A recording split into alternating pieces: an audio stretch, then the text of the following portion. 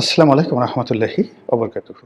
সম্মানিত দর্শক, জনাব তারেক রহমান সাহেবের দেশে ফেরার পর রাজনীতির যে হিসাবপত্র ছিল, সকল হিসাবপত্র এলোমেলো হয়ে গেছে। যেখানে যোগ করার কথা ছিল সেখানে গুণ হয়ে গেছে, যেখানে গুণ করার মাল্টিপ্লাই করার কথা ছিল সেটা ভাগ হয়ে গেছে, আর যেখানে ভাগ হওয়ার কথা ছিল সেখানে বিয়োগ হয়ে গেছে। আপনারা যারা এতদিন যমুনা কেন্দ্রিক একটা ওয়েব দেখতেন, মানে ডক্টর মোহাম্মদ ইউনূস তার যে সরকারি বাসভবন যমুনা, সেখানে যে একটা ভাইব তৈরি হতো যেটাকে অনেকে যমুনার ঢেউ বলার চেষ্টা করতেন, কিংবা যমুনাকে কেন্দ্র করে যে হুমায়ূন আহমেদের যে বিখ্যাত নাটকগুলো বা সেই নাটকের যে গানগুলো, আমার যমুনার জল দেখতে ভালো, স্নান করিতে লাগে ভালো, আমার যমুনার জল দেখতে কালো, স্নান করিতে লাগে ভালো, উনি প্রায় অনেকগুলো নাটকে, প্রায় সব নাটকই বলতে গেলে এই গানটি অন্তর্ভুক্ত করার চেষ্টা করেছেন। তো সেই যে যমুনা, সেই যমুনা তারেক রহমান সাহেবের আগমনের পর অনেকটা পাদপীঠে চলে গেছে। যমুনা নিয়ে এখন আর আলোচনা হয় না, বা লোকজন ডক্টর মোহাম্মদ ইউনূসের উপস্থিতি, তারপরে যমুনার গুরুত্ব, ওই অফিসে যে সকল কর্তা ব্যক্তি রয়েছে, অন্তত 25, 26, 27 এই 3 দিনে আমি যমুনার সংক্রান্ত কোনো খবর, মানুষের যে আগ্রহ, বা যমুনাকে ঘিরে যে কোনো কিছু করা সম্ভব, যমুনার কথা যে রাষ্ট্র চলে, ওইরকম মনে হচ্ছে না। এখন সর্বত্র তারেক রহমান সাহেব কী করছেন, কোথায় যাচ্ছেন, তারপরে কার সাথে কথা বলছেন, কার দিকে তাকাচ্ছেন, তার যে ড্রেস কোড, সে কী পরছেন, এই জিনিসগুলোই কিন্তু আলোচিত হচ্ছে। অবশ্য তারেক রহমান সাহেব যখন আসার সিদ্ধান্ত নেননি, তখন আমরা যে কজন লোক তার আসার ব্যাপারে বলছিলাম, যদিও আমার এখানে অবস্থান ছিল অনেকটা দ্বৈত। আমি মনে করতাম যে তারেক রহমান সাহেবের বাংলাদেশে আসাটা জরুরি ছিল 2024 সনের আগস্ট মাসের 8 তারিখের মধ্যে, অর্থাৎ 5, 6, 7, 8। যদি 8 তারিখের মধ্যে আসতেন, ওনার বিজয়, ওনার সফলতার ব্যাপারে শতভাগ নিশ্চয়তা দেওয়া যেত। 8 তারিখের পরে, মানে দিন যত গেছে, ওনার দেশে ফেরা এবং দেশে ফেরার পরে উনি যে সফল হবেন এটা সুদূর পরাহত এবং ঝুঁকিপূর্ণ হয়ে পড়েছে। উনি যদি 2024 সনে আসতেন, 2024 সনে আসতেন ওই আগস্ট মাসের 8 তারিখের মধ্যে, তাহলে 2024 সনের ডিসেম্বরে নির্বাচন হতো এবং উনি এতদিন বাংলাদেশের প্রধানমন্ত্রী থাকতেন। তো তিনি সেই যে দেরি করেছেন বা আসেননি, কার পরামর্শে, কী কারণে, কোন সমস্যায়, এটা উনি ভালো বলতে পারবেন।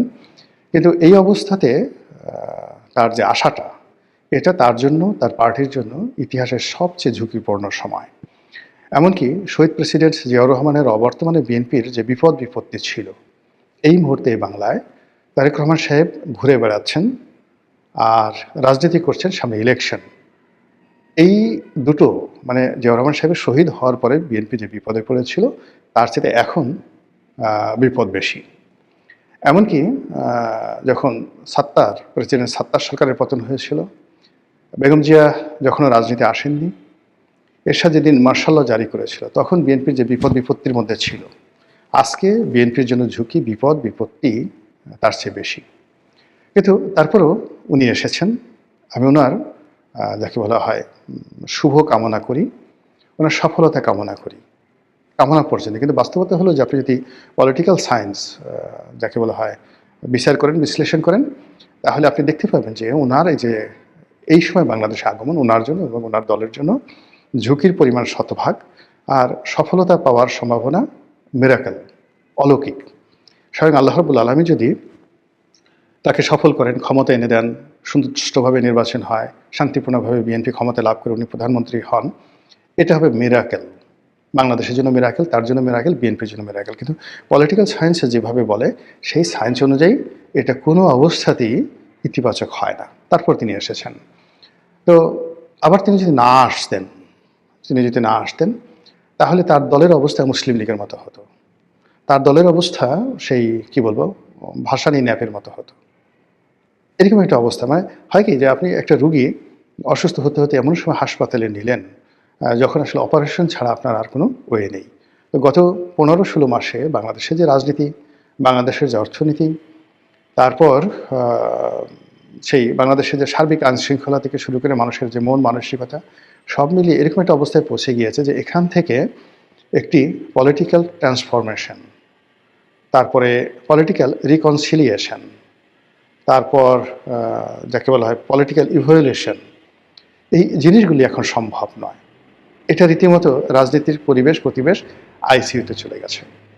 আপনারা হয়তো বলতে পারেন যে তারেক রহমান সাহেব আসলেন, এই যে এত 1 কোটি লোক আসলো ঢাকা শহরে, মানে এখন বলা হলো যে 1 লক্ষ নতুন সিম বাংলাদেশে আসছে, মানে ঢাকাতে আসছে ঢাকার বাইরে থেকে। তো এটা নিয়ে আবার প্রতিপক্ষ বলার চেষ্টা করছে যে না 1 কোটি লোক, সরি আগে আমি বোধহয় যেটা বলছিলাম যেখানে ওনার আগমন নিয়ে যে জনসমাবেশ হয়েছে আগমন উপলক্ষে, এই জনসমাবেশে কত লোক হবে। আমি বলেছিলাম যে ঢাকা শহরে তো 1 কোটি লোক এখানে পার্টিসিপেট করবে, শহরের বাইরে থেকে আরও 50 লাখ লোক আসবে, কাজেই মোরাললেস 1.5 কোটি লোক এখানে থাকবে। তো দেখা গেল যে ঢাকা শহরে যে 1 কোটি লোক আছে, সেই 1 কোটি লোকের সাথে আবার বিএনপি মাইন্ডের যে সকল পত্রপত্রিকা তারা খবর প্রকাশ করেছে যে ঢাকার বাইরে থেকে মূলত 1 কোটি লোক আসছে। এর কারণ হলো বিটিআরসির হিসাব অনুযায়ী, সরকারি হিসাব অনুযায়ী 1 কোটি নতুন সিম কার্ড যারা ঢাকার বাইরে ছিল তারা ঢাকার মধ্যে এসেছে। বিএনপি যারা প্রতিপক্ষ তারা মস্কারা করে বলছেন যে আসলে 1 কোটি নয়, এটা মানে 50 লাখ হবে। এর কারণ হলো আমাদের দেশের লোক এখন বেশিরভাগ ক্ষেত্রে এক একজন 2টা করে সিম ব্যবহার করে। তো এই ধরনের ট্রল হচ্ছে। এখন সেটা নিয়ে আপনি বলতে পারেন যে যদি তারেক রহমান সাহেবের ভবিষ্যতে না থাকে তাহলে তিনি আসলেন, আসার পর এত লোক হলো কেন? 2 নম্বর হলো যে আপনি কি তারেক রহমান সাহেবের চেয়ে বেশি বোঝেন, বা তার দলে যে সমস্ত কর্তা ব্যক্তি যারা আছে তাদের চেয়ে বেশি বোঝেন? তারা কি এই জিনিসগুলো বোঝে না? আপনি এগুলো কেন আগ বাড়িয়ে বলেন? এখানে একটা ব্যাপার হলো যে বিএনপিতে অনেক জ্ঞানী লোক আছেন, গুণী লোক আছেন, যেহেতু তারা পার্টির একটা পোর্টফোলিওতে আছেন, তাদের পক্ষে অনেক কথা বলা সম্ভব নয়। আমার চেয়ে বেশি বোঝা সত্ত্বেও তারা অনেক কথা বলতে পারেন না। 2 নম্বর হলো যে আপনি যত বড় জ্ঞানী হন না কেন, আপনি ঘরের মধ্যে থেকে যেভাবে নিজেকে বুঝতে পারেন, ঘরের বাইরে দাঁড়িয়ে থাকা একটা লোক তার দৃষ্টিভঙ্গি আপনার সম্পর্কে আলাদা হবে। তো সেক্ষেত্রে আমি যেহেতু বিএনপির কোনো পদ পদবিতে নাই, পোর্টফোলিওতে নাই, বিএনপি দলের কোনো কার্যক্রমে আমি কখনো যাইনি বা যাই না। তো কাজেই অন্য একজন দর্শক হিসেবে, একজন রাজনৈতিক বিশ্লেষক হিসেবে, রাজনীতির কর্মী হিসেবে আমি যেভাবে বিএনপিকে দেখতে পাই, সেটা বিএনপির ভিতরে যারা আছেন তাদের পক্ষে সম্ভব নয়। এর বাইরে যেহেতু মিডিয়ার সঙ্গে জড়িত আছি, যেভাবে বিশ্লেষণ করার, কথা বলার আমার একটা প্ল্যাটফর্ম আছে, এটা হয়তো বিএনপি যারা নেতাকর্মী আছেন তারা নিজেরা বলেন, আমি যে কথাগুলো বলি, কিন্তু এগুলো আমি যেভাবে পাবলিকের সামনে তুলে ধরতে পারি তারা হয়তো সেভাবে পারে না। এই জন্যই কিন্তু এই কথাগুলো বলা। তো যেটা বলছিলাম যে ওনার এই যে আশাটা, এটা আমাদের যে বাঙালির চিরায়ত আবেগ, সেই আবেগের বহিঃপ্রকাশ। বাংলাদেশের 35% লোক বিএনপি করে, এতে কোনো সন্দেহ নেই। আবার একই 35% লোক আওয়ামী লীগ করে, এতেও কোনো সন্দেহ নেই। এই 35% লোক তারেক রহমান সাহেব, বেগম জিয়া, শহীদ জিয়া, তাদের জন্য অন্তঃপ্রাণ। এবং গত 17-18 বছর ধরে মানুষ যে কষ্ট করছে, সীমাহীন কষ্ট করছে, অর্থাৎ 35% বিএনপি যারা নেতাকর্মী সীমাহীন কষ্ট করছে। সেই কষ্টের পর একটা বিপ্লব হয়েছে, সেই বিপ্লবের পর তাদের নেতা বাংলাদেশে এসেছে। এত কিছু চিন্তা ভাবনা করার সময় নেই। তারা তাদের সমস্ত আবেগ তারা উগড়ে দিয়ে ঢাকা শহরে এসছে নেতাকে একটু দেখার জন্য, এবং এটা আমাদের দেশে সচরাচর। কিন্তু সমস্যাটা হলো যে এই যে আমাদের বাঙালির যে আবেগ, এটি কোনো কোনো ক্ষেত্রে 24 ঘন্টা, কোনো ক্ষেত্রে 48 ঘন্টা। 48 ঘন্টার পর আবেগ থাকে না। আমাদের বাঙালির যে রাগ, 6 ঘন্টার বেশি রাগ থাকে না। 6 ঘন্টার পরে মানুষ রাগ কমে যায়, এটা আমাদের চরিত্র। কিন্তু আপনি আরব দেশের দান, মানে 6000 বছরেও তাদের রাগ কমে না। মানে নিজে রাগ হয়ে গেল, মরে যাওয়ার আগে ছেলে মেয়েকে লিখে গেল যে আমি এই বিষয়ে রাগ হয়েছে, তোমরাও এই রাগ ধারণ করবে। তো বাঙালির সেটা নেই। বাঙালিরা মানে 6 ঘন্টা পরে আপনি রাগ কমে যায়। স্বামী স্ত্রী ঝগড়া থেকে শুরু করে দ্বন্দ্ব সংঘাত যা কিছু আছে, সেটা উইদিন 6 আওয়ার্সের মধ্যে এটা জিরো হয়ে যায়। আপনি দেখেন অনেক জেলাতে মারামারি হয়, কাটাকাটি হয়, আবার 6 ঘন্টা পরে কিন্তু সেটা নিষ্পত্তি হয়ে যায়। এটি হলো আমাদের চিরাচরিত অবস্থা। ফলে তারেক রহমান সাহেবকে নিয়ে যে আবেগ দেখানো হয়েছে, সেই আবেগটা আসলে 48 ঘন্টা, 24 ঘন্টা পরে অর্ধেক কমে যাবে, 48 ঘন্টার পরে একেবারে শূন্য হয়ে যাবে। ফলে উনি ওনার দলের অন্য সব নেতার মতো, এমনকি তার মায়ের মতোই তিনি সাধারণভাবে মানুষজনের দ্বারা তিনি ওইভাবে মূল্যায়িত হবেন। তিনি যে হঠাৎ অসুস্থ হন বা রোগাক্রান্ত হন, ওইরকম একইভাবে 24 ঘন্টার জন্য মানুষজন খুব মানে ছুটে আসবে, আবার যার যার অবস্থানে চলে যাবে। এই হলো বাংলাদেশের চরিত শ্রেণী চরিত্র। কাজেই তারেক রহমান সাহেবকে নিয়ে যে ভাবাবেগ ছিল, সেটা 48 ঘন্টার মধ্যে 24 ঘন্টার মধ্যে অর্ধেক চলে গেছে, বাকি 48 ঘন্টা আমি যখন ভিডিও করছি তখন পর্যন্ত 48 ঘন্টা হয়নি, ফলে এখনও পর্যন্ত কিছুটা অবশিষ্ট আছে। এখন আপনি গিয়ে দেখেন যে হাদিকে নিয়ে যে আবেগ তৈরি হয়েছিল, সেই আবেগ 24 ঘন্টার মধ্যে কীভাবে শেষ হয়ে গেছে, 48 ঘন্টার মধ্যে কীভাবে সেটা একেবারে শূন্যতে পরিণত হয়েছে। এখন হাদির মৃত্যুকে কেন্দ্র করে ইনকলাব মঞ্চ যে আন্দোলন করার চেষ্টা করছে, এটি জামাত যদি ব্যাকআপ না দেয়, এখানে পুরোটাই জামাতের যারা লোকজন আছে তারা সম্মুখ সারিতে থেকে এটাকে শাহবাগে যে ইনকলাব মঞ্চ করা হয়েছে হাদির বিচারের দাবিতে, এটা মূলত পিছন থেকে জামাত সাংগঠনিকভাবে ম্যাটিকুলাসলি তারা সেখানে এটাকে জমিয়ে রাখার চেষ্টা করছে তাদের রাজনৈতিক স্বার্থে। কিন্তু জামাত যদি এখান থেকে সমর্থন উঠিয়ে নেয়, সাধারণ মানুষ, আপনি 10 জন সাধারণ মানুষকে পাবেন না যে যারা হাদির জানাজাতে স্বতঃস্ফূর্তভাবে গিয়েছিল, এরকম 10 জন লোককে আপনি খুঁজে পাবেন না যারা হাদির বিচারের দাবিতে শাহবাগে আসবে। এই হলো বাঙালির আবেগ। তো সেক্ষেত্রে তারেক রহমান সাহেবকে নিয়েও কিন্তু আবেগ থাকবে না বাংলাদেশে, তাকে তার রাজনৈতিক নেতাকর্মীকে নিয়েই চলতে হবে। তো এই বাস্তবতায় ওনার যারা বিরোধী পক্ষ তারা তো সংগঠিত, অর্থ আছে, এবং গত সেই মানে যদি আওয়ামী লীগের কথা ধরেন, তা আওয়ামী লীগ তো গত 15-16 বছর ধরে এক হাতে দেশ চালিয়ে তারা অর্থবিত্ত ক্ষমতা সব ব্যাপারে চূড়ান্ত পর্যায়ে আছে। তারা কেবলই মাত্র রাষ্ট্র ক্ষমতাটা হারিয়েছে, বাকি ক্ষমতা তাদের কিন্তু রয়ে গেছে, বুদ্ধি শুদ্ধি কৌশল দুষ্টু বুদ্ধি যা কিছু সব তাদের রয়ে গেছে।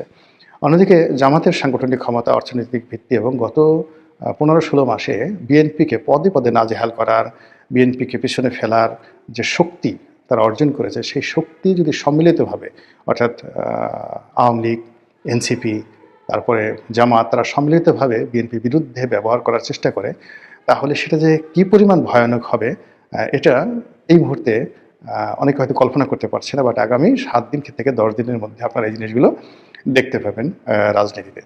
অন্য একটা যে বিষয়টা হলো যে এই মুহূর্তে যে জিনিসটি আমাদের পুরো রাজনীতিকে আরও গতিহীন করে ফেলবে, রাষ্ট্রশক্তিকে আরও দুর্বল করে ফেলবে, সেটি হলো তারেক রহমান সাহেব আসার পরপরই যমুনার যে কর্তৃত্ব, মানে ডক্টর মোহাম্মদ ইউনূসের যে কর্তৃত্ব, তার যে ক্ষমতা, প্রভাব প্রতিপত্তি, এটা কমতেছে, ধীরে ধীরে কমছে, এবং অনেক ক্ষেত্রে তারা খুব বিব্রতকর অবস্থার মধ্যে পড়েছে।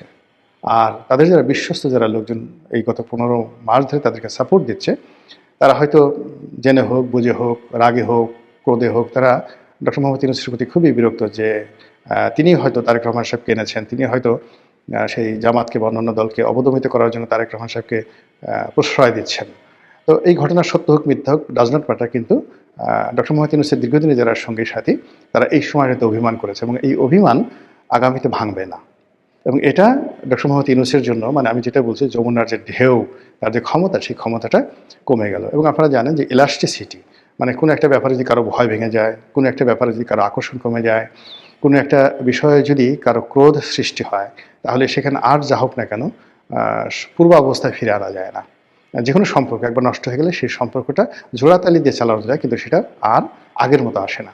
তো সেক্ষেত্রে যমুনার যে দাপট ছিল, যমুনার যে কর্তৃত্ব ছিল, মানে যদি ডক্টর মোহাম্মদ ইউনূস আরও 5 বছর ক্ষমতায় থাকেন, তো সেই ক্ষেত্রে তিনি এই তার যে পুরনো মিত্রদের সাথে তার যে বন্ধুত্ব ছিল, এটা হবে না, আর কখনো হবে না। অন্যদিকে তারেক রহমান সাহেবের সাথে তিনি চেষ্টা করলেও সম্পর্ক করতে পারবেন না। এর কারণ হলো এখানে তারেক রহমান সাহেব আসছেন এবং এখন খুব অল্প সময়ের মধ্যে তিনি ইচ্ছা করলেও ডক্টর মোহাম্মদ ইউনূসের সঙ্গে দেখা করবেন না, করতে পারবেন না, বা করলে সেটা ডক্টর মোহাম্মদ ইউনূসের জন্য সার্বিক দিক থেকে বুমেরাং হয়ে পড়বে। এর কারণে তিনি যখন আসবেন বা ডক্টর মোহাম্মদ ইউনূস যদি তার সঙ্গে দেখা করেন, পুরো জিনিসটা একটা কমপ্লেক্সের মধ্যে চলে গেছে। তো সেক্ষেত্রে এই যে নির্বাচনের তফসিল 29 তারিখে শেষ হয়ে যাবে, মনোনয়নপত্র জমা দেওয়ার শেষ তারিখ, তারপরে নির্বাচন, সেই নির্বাচনে বেশি দিন নেই, মাত্র কত 1.5 মাস। তো সেই 1.5 মাসের যে ব্যবধান, সেই ব্যবধানটার প্রতিটি সেকেন্ডই কাউন্ট হবে, যাকে বলা হয় এই যমুনা কেন্দ্রিক। তো যমুনা কেন্দ্রিক যেখানে থেকে নিয়ন্ত্রণ করা হবে সব কিছু, তো সেই জায়গাতে তারেক রহমান সাহেবের আগমনের কারণে যদি শূন্যতা তৈরি হয়, এবং সেখানে যমুনার হুকুম যদি কেউ না মানে, পুলিশ প্রশাসন থেকে শুরু করে সকল প্রশাসন যদি এখন বিএনপির কথার মতো চলে, এবং সেটা আলটিমেটলি চলা শুরু করে দিয়েছে, সবাই এখন তারেক জিয়া করার চেষ্টা করছে, তো সেটা ডক্টর মোহাম্মদ ইউনূসের জন্য যতটা না বিব্রতকর, তার চেয়ে হলো নির্বাচনে এতদিন যারা সুখর স্বপ্ন দেখতে যে বিএনপিকে বাদ দিয়ে তারাই সরকার গঠন করতে যাবে বা নিদেন পক্ষে তারা প্রধান বিরোধী দল হবে, এরকম যারা স্বপ্ন দেখতেন, এখন বাস্তবতা এমন দাঁড়িয়েছে যে এই অবস্থা যদি চলতে থাকে তাহলে বিএনপি আসলে 280 না 290টা সিট পেয়ে যাবে আজকের দিনের যে অবস্থা। আর বাকি 10টা সিট অন্যান্য যে সকল লোকজন পাবে, তার মধ্যে জামাত কয়টা পাবে, একটা দুইটা, বাকিটা হয়তো স্বতন্ত্র, এরকম কিছু এদিক ওদিক হবে। তো সেটা যারা বুঝেন যে এই অবস্থায় দেশের দিকে এগোচ্ছে, তারা তো এত সহজে নির্বাচনের দিকে যমুনাকেও যেতে দেবে না, বিএনপিকেও যেতে দেবে না, আর জনগণকেও যেতে দেবে না। আর এটা কিভাবে যমুনা এবং তারেক রহমান সাহেব এটা মোকাবেলা করেন সেটি দেখার বিষয়। মহান আল্লাহ আমাদের সবাইকে হেদায়েত দান করুন এবং হেফাজত করুন। আসসালামু আলাইকুম।